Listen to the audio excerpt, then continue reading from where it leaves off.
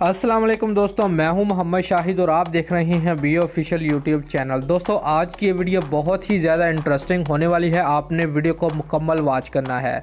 दोस्तों Indian cricket team के कप्तान विराट कोहली भी मोहम्मद आमिर के हक में बॉल पड़े हैं।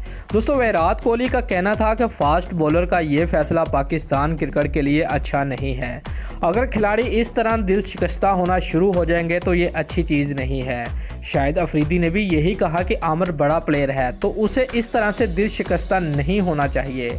आमिर को ऐसा फैसला नहीं करना चाहिए बल्कि पाकिस्तान क्रिकेट बोर्ड से बात करनी चाहिए।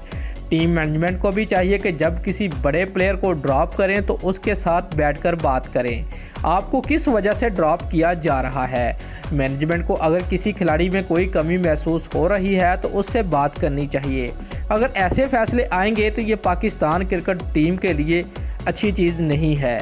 इन मामलात में क्रिकेट बोर्ड को अपना किरदार अदा करना चाहिए और मसले को देखना चाहिए। दोस्तों अगर आपको हमारी ये वीडियो अच्छी लगी है तो लाइक और कमेंट ज़रूर करें और हमारे चैनल को सब्सक्राइब करना मत भूलिए। शुक्रिया।